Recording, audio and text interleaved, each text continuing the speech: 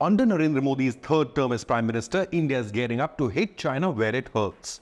Multiple reports suggest India is gearing up to reignite the Tibet independence debate on the global stage. Indian Army has prepared an extensive list, and the Modi government has reportedly given its nod to rename 30 places in occupied Tibet. Now, Xi's China has a habit of renaming foreign places. I am just surprised Xi's CCP hasn't claimed Antarctica as Chinese territory, or maybe even planet Mars, simply because it looks red. Now, some of you may have seen reports that renaming places in Tibet is India's tit for tat for China inventing new names for internationally recognized Indian territories in border state of Arunachal Pradesh.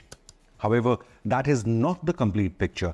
India's counter to China is far bigger, and if it gains international support, then China could face a renewed push to vacate PLA from Tibet, a country occupied by force in 1959. India and China are two nuclear-armed neighbors, often dangerously flirting with armed conflict, just like Garhwal Valley clashes in 2020 or the foiled Chinese incursion in Arunachal a year later.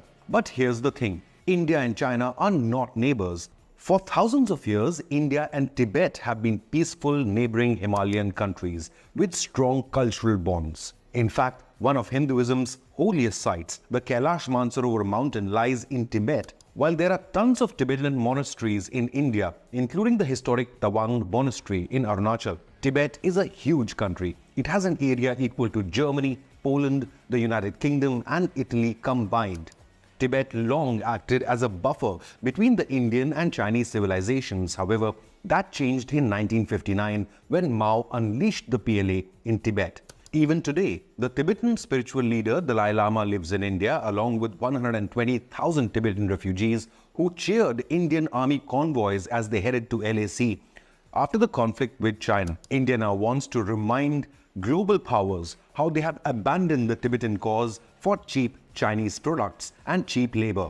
That being said, how is India renaming 30 places in Tibet different from what China is doing with Arunachal? And what exactly is India renaming? Firstly, the Indian Army has prepared the list after thorough research and help from research institutions including the Asiatic Society in Kolkata. These are original Tibetan names found in historical Tibetan and Indian texts, and not the invented names CCP issued after occupying Tibet in 1959. Included in this list are 11 villages, 12 mountains, a lake, 4 rivers, and a mountain pass, among others. Historical context for these places has been established since before the Chinese occupation. So what does India hope to achieve by renaming these regions? China wants the world to forget Tibet. CCP's goal is for Tibetan culture and identity to be exterminated. With this move, New Delhi is showing that it will not abandon the Tibetan people. India is reminding the world that Tibet had a rich history before the 6.5 decades of Chinese illegal occupation. The issue is as important as the Taiwan question, the illegal 9-dash line, and even the issue of PLA spy ships in the Indian Ocean. It is a question of an entire people and culture. Tibetans themselves have been shouting that China is eradicating their culture.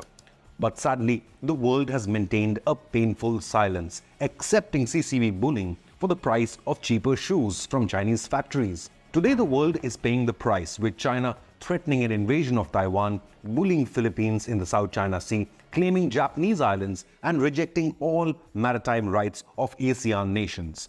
Now, some might argue that India too is guilty. After all, former Indian Prime Minister Vajpayee signed a declaration with Chinese Premier Wei Jiabao in 2003, acknowledging Tibet or Xizang as Chinese territory. The declaration was a hope for lasting peace. However, China soon backstabbed India. CCP itself violated mutual understanding with New Delhi when in 2015 it launched the CPEC project, which passes through Pakistan-occupied Kashmir, which legally remains Indian territory under illegal Pakistani military occupation.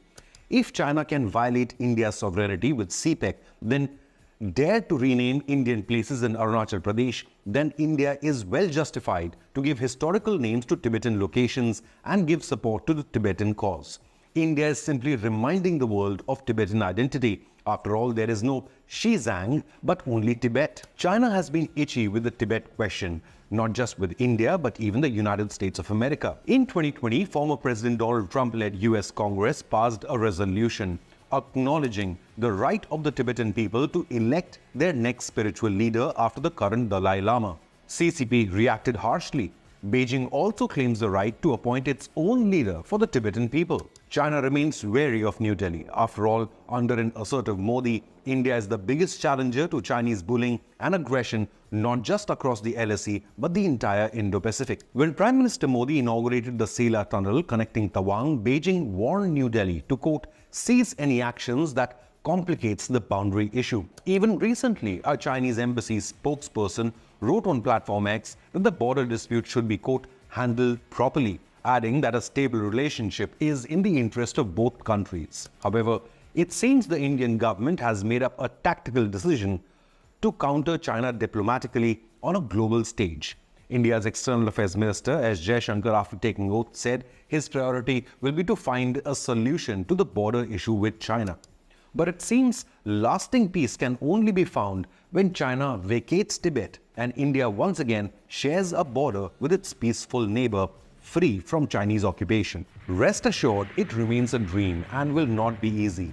Xi Jinping is more likely to order the PLA to go to war rather than relinquish control over this vast, resource-rich region. But you too can have your say. Is it time to end the so-called One China policy? Is it time for the world to once again support Tibet? Leave a comment, hit the like button and subscribe to InConnect News.